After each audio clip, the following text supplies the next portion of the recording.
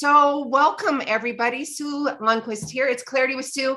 I know you're used to hearing the Gratitude Cafe. I live in gratitude. I'm always going to have gratitude. That's a principle of my life and should be of yours. Big, huge invitation.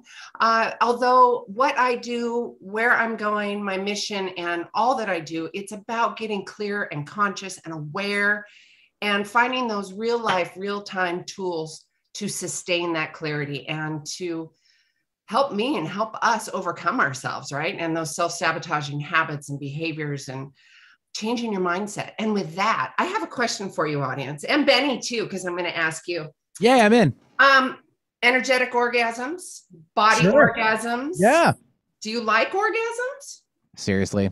Mm-hmm. You're asking that. Seriously. Come on now. Yeah, to a man. Of course. This is going to be an engaging conversation. It might be. It might be. Do you want a fulfilling life of love, intimacy, learning about that intimacy, mentally, physically, energetically, all the stuff? Yeah. I will quote you and say that's juicy.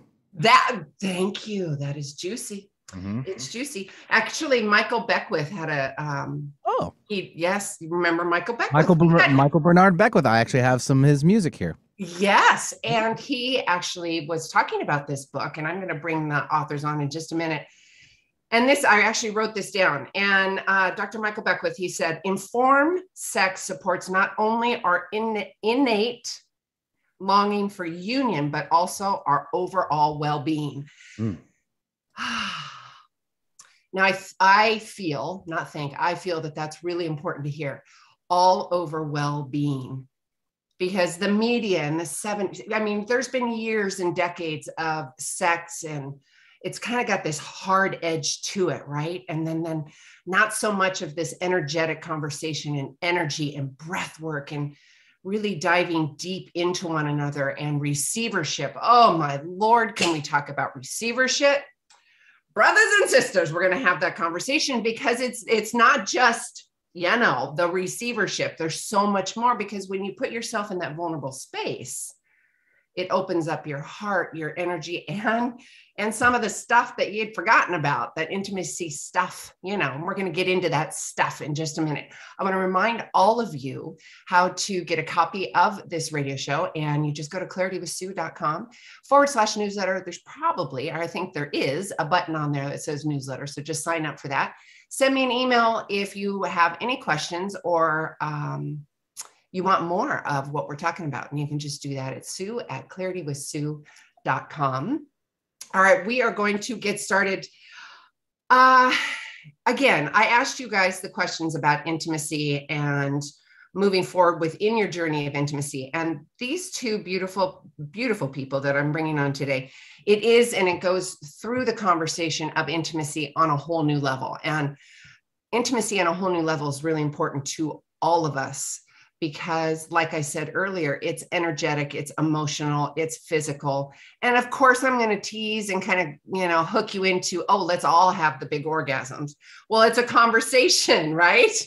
It is a deep conversation. I have Freddy and is it Elsbeth? Is that how I say that, love? Elsbeth, because it's German. So welcome to the show, you guys. And because we're kind of a little bit tardy, I can do the formal introduction. However, I would really like to jump in and have this conversation and just go. Are you guys good with that? Yeah, that sounds great, Sue. Good. Okay, introduce yourself, Freddy. I keep wanting to say Elizabeth, but I know it's Elsbeth. Pardon me. I listen to what you say. All right, love. Then it's love. That's sweet. Oh, thank you so much, you two. Okay, let's jump in. I would love for you to just kind of give us an overall of who you are, where you started. I mean, I know your backstory because I went and did my research, but I would like the audience to know all about you two. All right, Ellen. Okay, yeah. Well, Sue, hi. Thank you for having us on your show. My name is Freddy Zental Weaver, and this is my partner and beloved and wife for the last 21 years. And we're the founders and directors of Tantra Nova Institute here in Chicago. And we teach practices of awareness and consciousness and how to tap in to our most deeply desired dreams and passions. So we've had our institute here for 21 years. I was first introduced to the practices that we teach when I was 13 years old, living in Hawaii. With Dad. Thank you, Dad. Dad was really great. You know, what a leader for me. He was a psychiatrist, and I was going through my puberty, spending a lot of time in the shower. And he probably thought I was going to hurt myself in there. So he gave me a book to read on how to integrate meditation and sex practices, sexual meditation. How is that so brilliant? I know, right? And I loved it. My girlfriend loved it. And I had some ambivalence around my capacity to be able to play at the college level on athletic scholarship. It was a belief, though I had the skills and the body set and all of that. And so the practices really assisted me in getting out of that belief, which is what we teach, is how we can really shift what we're really feeling energetically and what really we can believe to be so in our life. Anyway, so went on to college and kept these practices going after college in my personal relationships and workshops and reading. I was in the software business for a long time in San Francisco. And after about 15 years, it was just a job. And I was looking for reinvigorating my inspiration in life. So I took a job in Chicago at the time. I was single. I was online looking for Shakti, a female tantra partner, and Elsbeth showed up. And really, I came here to meet Elsbeth and start this work. He didn't know it. Right. That was I love that. And you're speaking my language. It all comes together. I get goosebumps talking about it. I love it. Yeah. And so then we started. Elsbeth. Elsbeth, welcome, sweetheart. Thank you so much, Freddy. Oh, yeah. Thank you. I get all heated up just talking about it. Talking to you, Sue. My little... I feel like a dream of genie here. That's right. With Benny, he talks about motorcycles. With you, he talks about passion. Well, that's potion passion too, but that's passion. It's a different kind of passion, different kind of writing. You can't tell I have a fan. That. Yeah, you can't tell I have a fan blowing on me right now because it's super happy. Way ahead of you. Yeah. So anyway, my story is very different. I wish I would have had a dad who would have given me a book on sex consciousness when I was 13 years old. I don't know about you, Sue and Benny, but not in my family.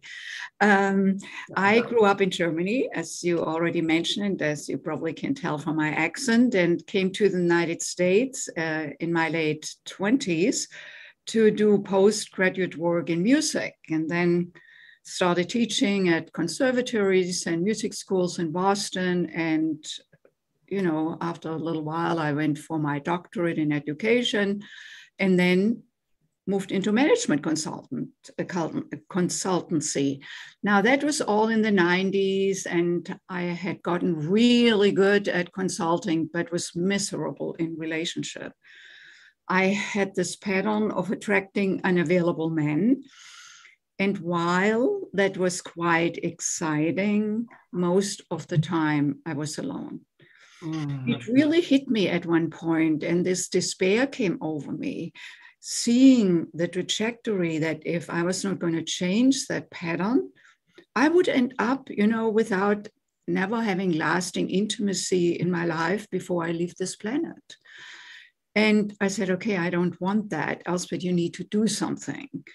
And because this pattern, while I may have gotten aware of it, but I didn't know how to remove it and shift it.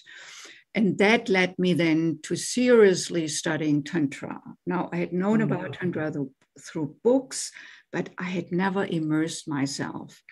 The immersion into that tradition, into that practice altered my life, literally. Because what I discovered in the practice was that I had held distrust towards men. And I didn't know that. I mean, I was very charming. If you had known me like 23, 25 years ago, I was reeling them in. You know, you never would have called me a distrusting bitch. No, no, the distrust was underneath, you know, like in the subconscious. And so through the work, through the healing, the tantric healing work, that all came out, and I can share a little bit more in depth a little later how that all happened, because it may be really useful for some of the listeners here to see that there is possibility for shifting really deeply seated beliefs. You know, yeah. Oh, yeah. Oh, and you're beliefs that live in our nervous system. So it's not just in the mind. It's one thing to analytically get, you know, why I fight with my wife because I fought with my mother. Thank you, doctor, very much. And yet, you know, to understand it in the left brain is good. And yet to get it energetically, like how do I shift it in the moment when it comes over me? And how do I even be conscious to it happening? And so that's where this work comes in, working with sexual energy in this way that we'll get into. Yes, and the sexual energy, it's the basis of everything. It's our creativity, and it brings it literally and physically and emotionally brings everything up. Yes. I mean that because it's the unconscious, subconscious stuff, and those triggers and those things that happen. And I think having a conversation around having that trusted partnership, whatever that looks like, is when you are in the receiving space, regardless if it's, well, let me back up. Okay, let me back up here because I've literally, you should see all the sheets of notes and stuff that I've got. Let's educate the audience about specific of Tantra, because I don't want the media. I want to hear it from you guys, because it's not this sexcapade thing that the media has personified. It is beautiful breath work, and there's so much more that goes into that. So can we dissect that a little bit and have that conversation for us in the audience first? Sure. Okay, good. Yes, absolutely. So Tantra is the yoga of the energetic body. It comes from East India. And while most of us are familiar with the yoga that we practice here in the West, which is based in the physical body, so the yoga of the physical body, unlike that, Tantra really gives us an opportunity to start listening to our energetic self as it shows up in our physical body in terms of sensations. Our sexual energy is experienced as sensation. Our emotional body, our mental and our spiritual body, and to become aware so that we can return to our original self that is totally in balance of the physical, the emotional, the mental, and the spiritual. You can already see how I'm moving here. They dance together. Each of these dimensions has its place. It's not that the spiritual is more important than the physical. No, they are totally there together. We are physical, spiritual beings. We call it sexual, spiritual beings.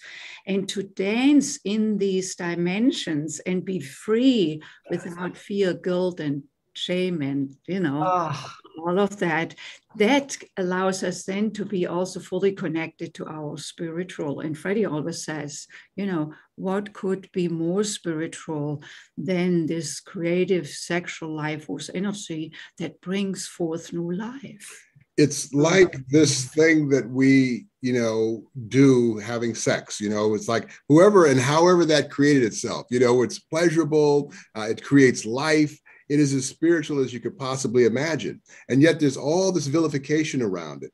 And in those moments for everyone, this is the most unmasked, most vulnerable, most, open we can be. Chemically, we're changed. We're in an altered state of consciousness, more loving and open. So what we teach are practices to use that shifted state of being to get more deeply connected energetically, emotionally, and physically to what we most deeply desire. And often what will happen in that open vulnerability in the practice, the way we teach them, the distinctions that people learn through workshops, is a seeing energetically the things that we believe that keep us stuck in a place. Like, I can't have a wife, I can't have another relationship, or I can't have this work that's fulfilling, or live in this place that's inspiring, or whatever it might be. It doesn't always have to be just something sexual, like I want more orgasms and all of that. Right. Okay, I love that. And I'm going to remind the audience about the book, Sexual Enlightenment, How to Create Lasting Fulfillment in Life, Love, and Intimacy. Big words for me: receivership, liberating, liberation, energy, body, life.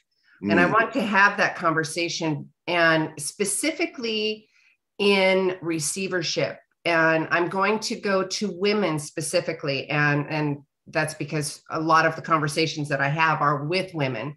And of course, Freddy, you can speak to the masculines, or we both could probably speak from feminine and masculine side, but where I'm going with is the women here. Being in a space of complete receivership, emotionally and sexually. I can't tell you how many women I've spoken to, 30s, 40s, going into their 50s, that have never experienced that type of intimacy or receivership.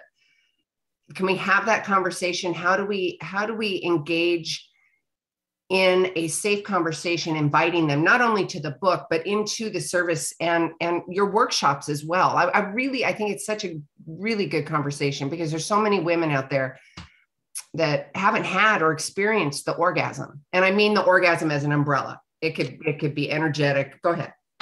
Yes. So, wow, you're speaking. There's a lot here. I know. And we've only got an hour. You're speaking my language. So, for women, it's really, our feminine sexual energy is very different than masculine sexual energy. I mean, it's rather obvious what I'm saying here. Male sexual energy rises quickly, gets easily excited, and then drops quickly. Unlike feminine sexual energy, rises slowly, hangs out. We don't know if it's coming or going. Oh, the dishes. Oh, nope, I'm supposed to be here. Right. However, when it's reawakened, yes, it can come up to a plateau and then stay on the plateau for a long time, multiple orgasms, orgasmic waves, So the key word here is reawakening. And the awakening calls for letting go. Because feminine energy is circular flowing, unlike masculine energy is linear. Now, I want to be very clear, this is not always just gender-based.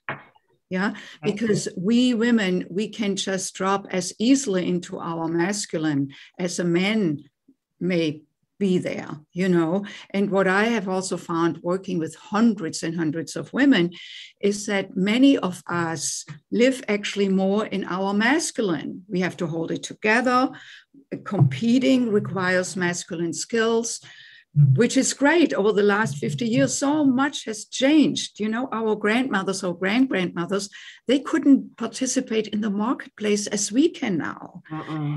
At the same time, we may have also forgotten about what I call our feminine essence, that is flowing, that is gentle, that is tender, that is, when you talk about receivership, allows herself to be vulnerable. And that requires trusting myself. I cannot let go. I cannot surrender to myself and out of that to another if I don't trust either myself or the other. I don't feel safe. And that is what we grew up with. It often was not safe being vis-a-vis that strong masculine testosterone energy that is so powerful, so wonderful.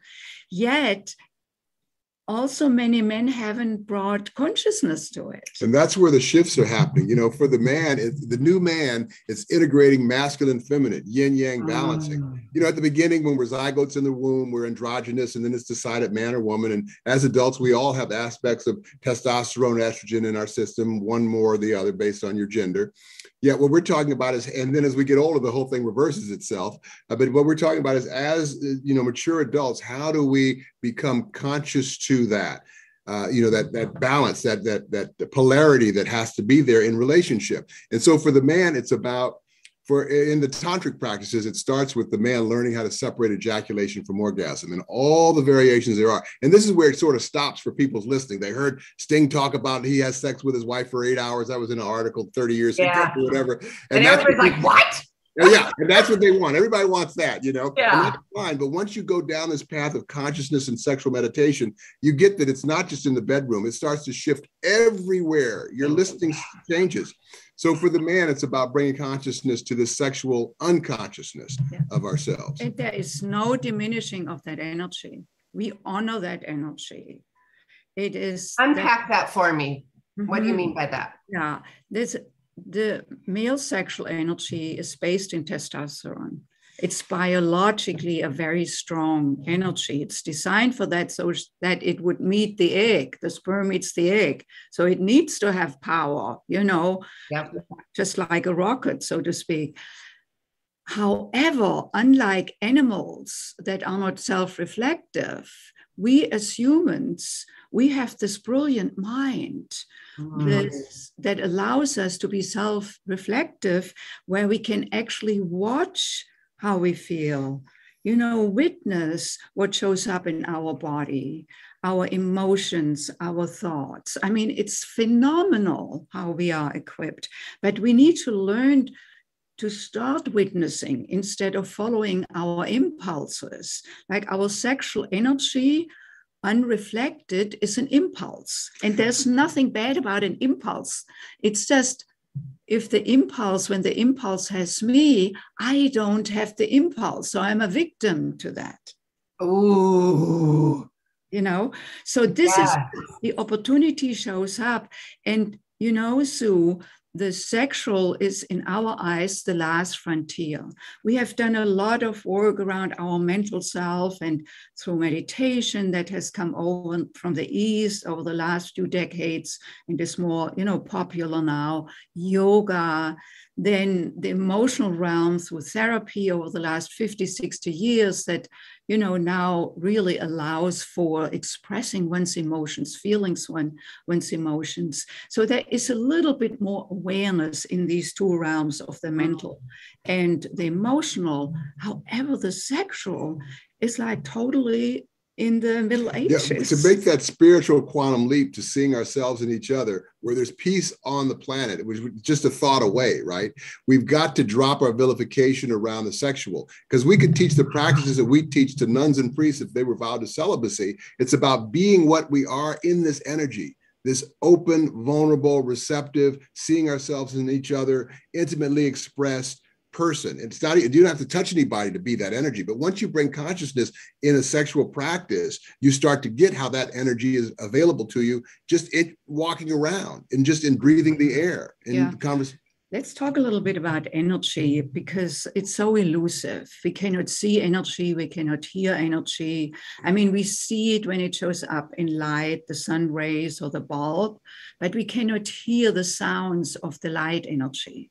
Doesn't mean that there is not a sound, but we are not equipped to hear it, or like the other way around, you can receive with your eardrums the frequencies of my vocal cords when I speak, but we cannot see the frequency. But the frequency is traveling through the air, through the microphone and through the satellite and land. It's quite magical, actually. But that is like, how can we become more aware of this energy, or of energy, period? And sexual energy is pure energy. We cannot see it, yet we can feel it.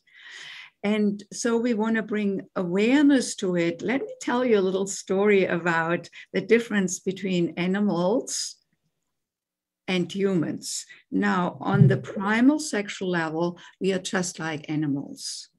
It's an impulse that goes off. I don't decide if I want to get horny. I just feel horny. Then as a human, I can decide, do I want to, go further with it or not, transmute it into some other activity, working on my computer, all of that is possible, But so here, the difference in this little story, the cow and the bull, they are mating, they are in heat, and they move through their motions.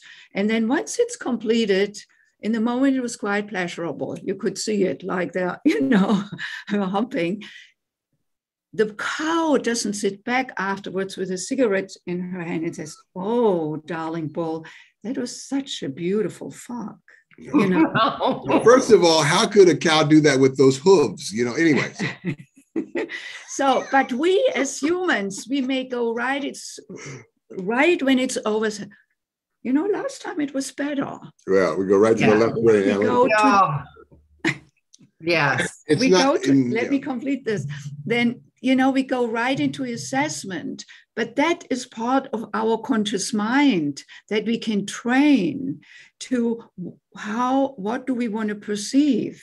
And do I want to go with a certain feeling, or do I want to shift it and circulate it into another realm?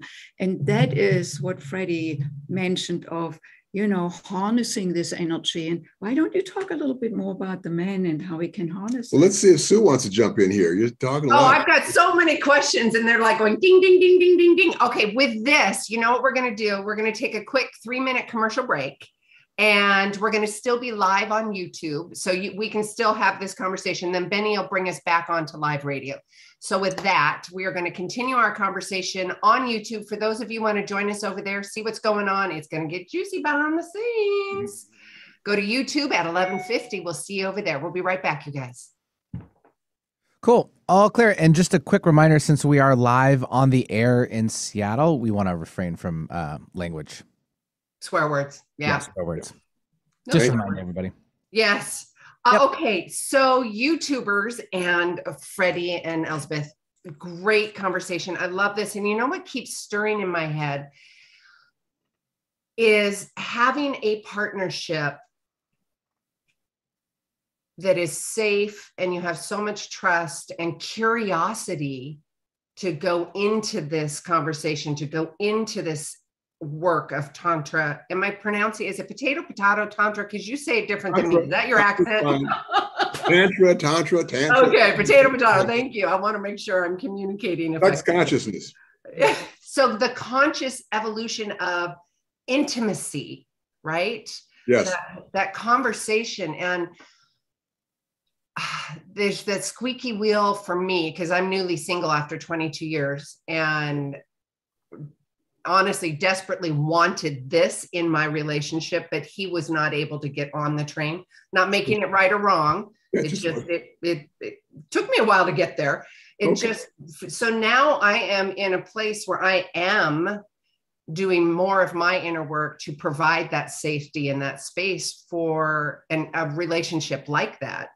And I guess it's safety that keeps popping up for me. It's finding and engaging and fostering that safety and that curiosity within that intimate relationship. I don't know where I'm going with that. Well, the thing I wanted to add to that, you know, Sue, my reaction there is that for men, as mentioned earlier, this quantum leap in terms of new spiritual consciousness for men. So I teach a men's workshop, and one of the things that we do a lot of things, but they learn a practice as a homework practice, how to separate ejaculation from orgasm. And there's a lot of work that goes on in the day before they have that as a homework practice.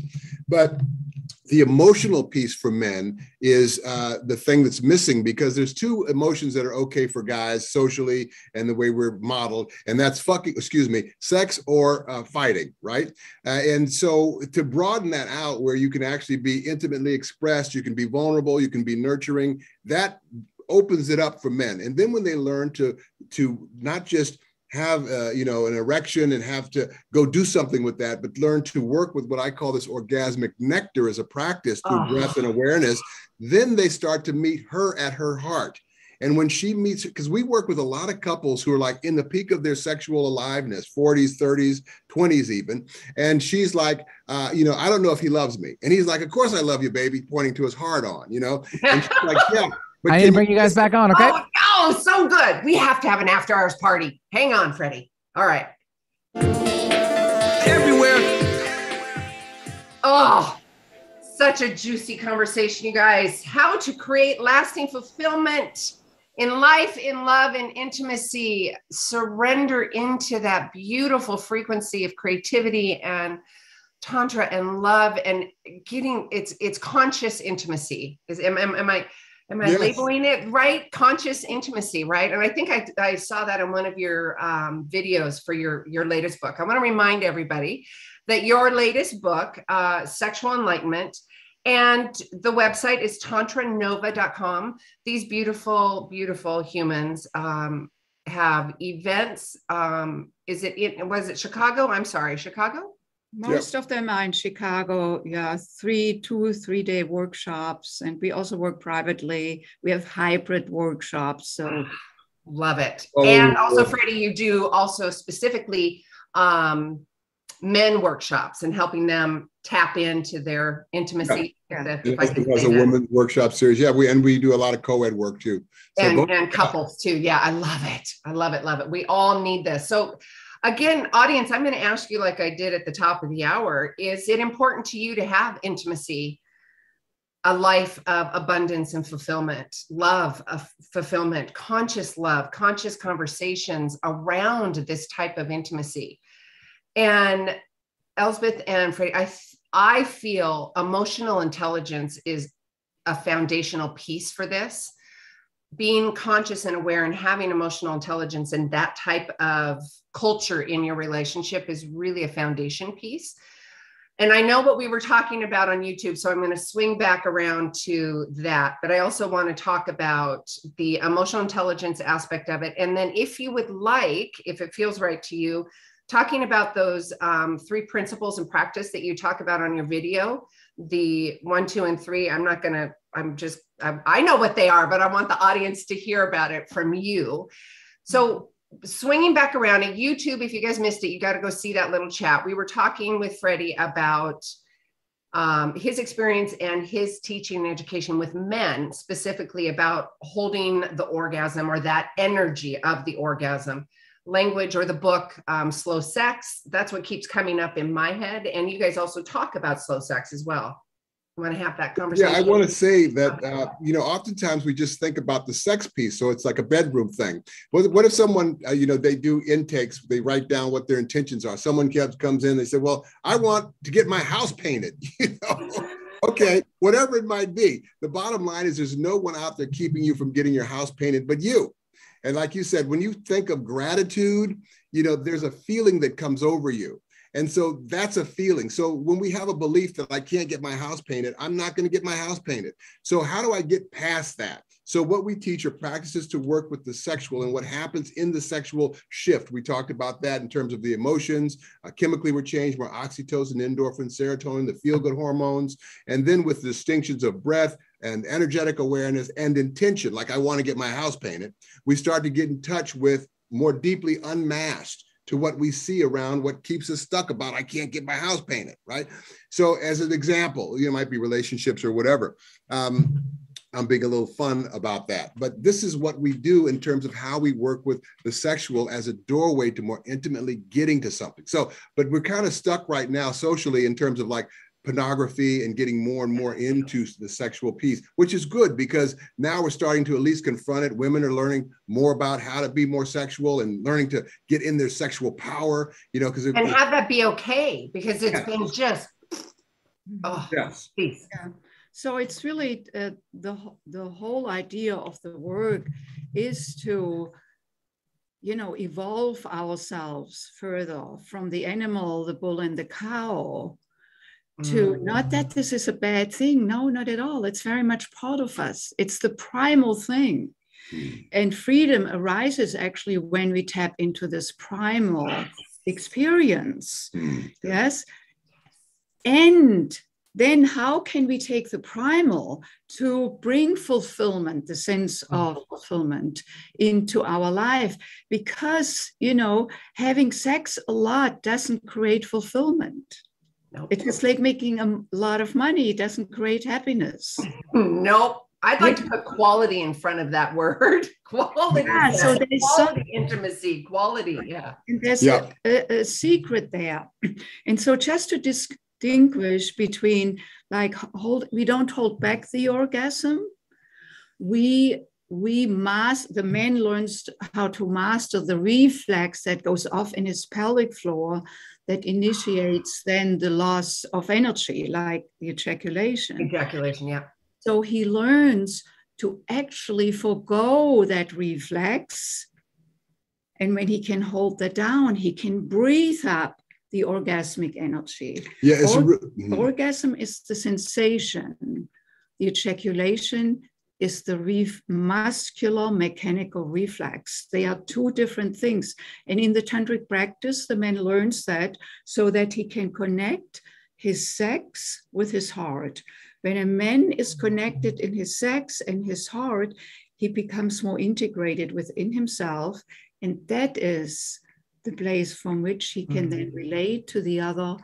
And that's the space where safety arises. Yeah, that's the transcendence of lust for the man that appears to the woman. It's just, you just want to, do what you want to do to me, and even though they're together and they love each other dearly, and he does too, but that's just where we start feeling it. But there's been no consciousness around how I can take that feeling and then move it up to my heart and then use that same energy that you could trust and you could feel connected to. Okay, enough now. But let me just say this. Just now. one last thing. This is good. This is good. Hang on. I love this. This is really important for the man to get, because this is the new man, and this is what's good. The feminine energy is going to save the world.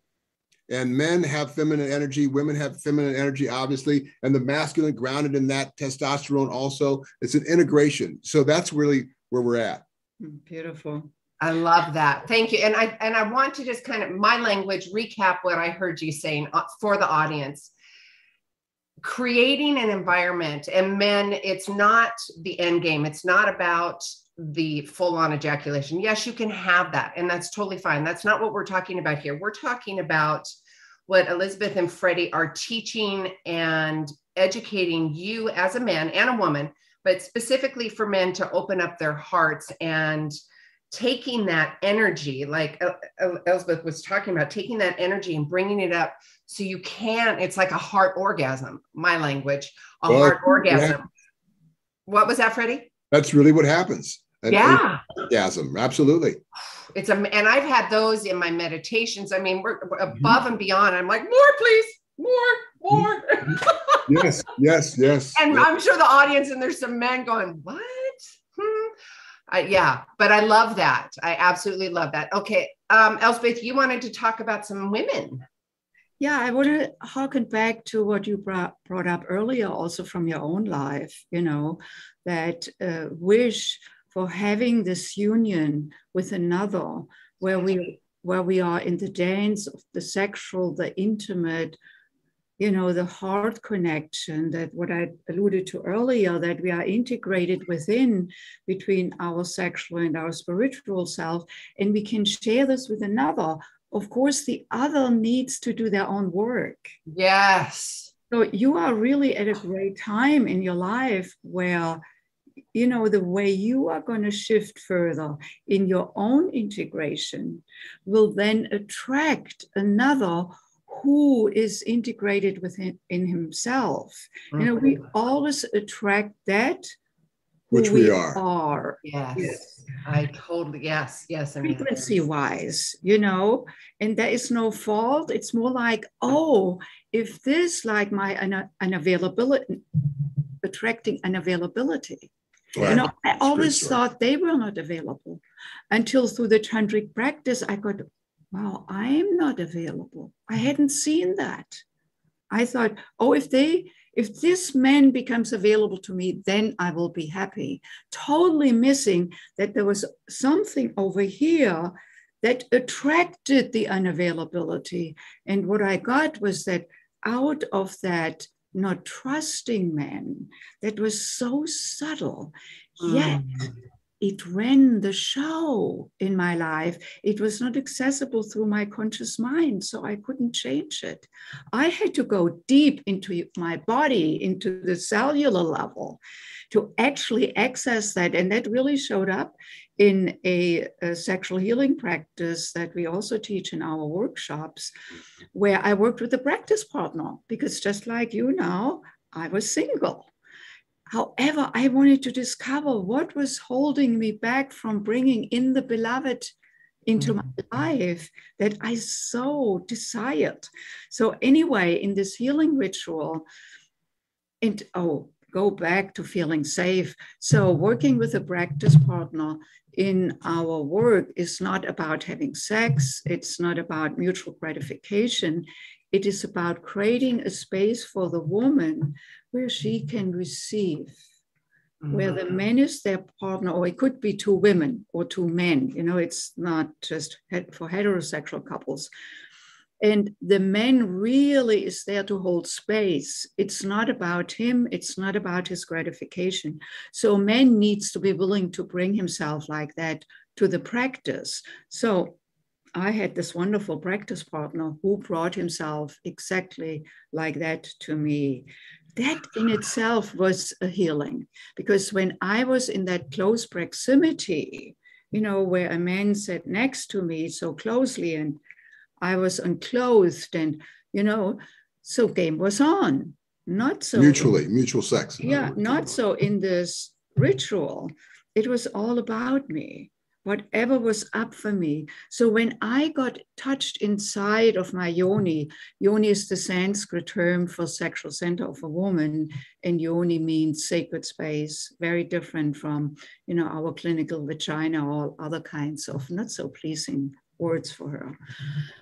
So when I was touched inside my yoni, and Freddy coaches the guys in our workshops how to ask for permission to enter, which is not so common. We are not used to that, but it really gives the woman the sense, oh, it's mine to say yes or no, or I'm not ready yet. Oh, yes, welcoming based on where she is at. So it's really returning to our own power. Oh, I love this. Okay, hold. I love this conversation right then and there. And you wrapped it right up in a beautiful bow, and taking accountability and responsibility for our own love, our own, excuse me, personal power versus the victimhood, and coming into that conscious awareness that, oh, I was in the victimhood because we have societal norms, right? Oh, that's right. I don't have to do that anymore. And I think that's so powerful, because just because it was done that way doesn't mean you have to do it this way. And going to the conversation about receivership and taking your power back as a woman. And also that's very powerful for a man to be able to stand witness and hold space. That should be a big old bumper sticker. Hold space, my loves. Yeah. And you can see on both sides, there's a lot to transcend. I mean, for guys to be able to be there with their own sexual awakenedness and hold space. So they've got to really be able to transmute and get past their own ego and lust and stuff to be there. Now, what we're talking about in this ritual doesn't negate the mutual lovemaking back and forth, the quickies in the morning, the self-love stuff in the shower, whatever it might be. All that's great. What we're trying to share is another way you can work with this wonderful, magical, ingenious sexual energy. People might listen to this and go, well, that sounds a little woo-woo, but what's really woo-woo are single-celled amoebas, multi-celled organisms, and a universe that goes on for ad infinitum, and that's our lineage. Okay, so we're just uncovering the genius of this sexual energy. And when you bring consciousness to the sexual, the kernel of that energy, creativity and pleasure, starts showing up in areas of life that seem completely unrelated to sex in the simple process of living. So instead of like, well, I hate my job, 30 more years of retirement, that dog doesn't hunt me more, because what does that do, that conversation energetically to me when I'm listening energetically? Yes. I can't get my house painted. Why would I say that if I want my house painted? Anyways. Oh no, I love this, because and that's my life's work is finding, the mindset hacks and the tools, because everything, if you want your life to change, you have to change. And that means practical and energetic. So when you're having that practical conversation in your head, energetically, it's whatever you're attracting externally, right? And Elsbeth, there was a little pin that I wanted to put in it, and I don't remember where that conversation was going about. And Freddy, maybe we were dancing around this, both of us, all of us. If you are desiring, I don't like the word want, if you are desiring or intending for your XYZ partner to show up XYZ, you first have to have the mirror on yourself to show up that way. Yeah. Elsbeth?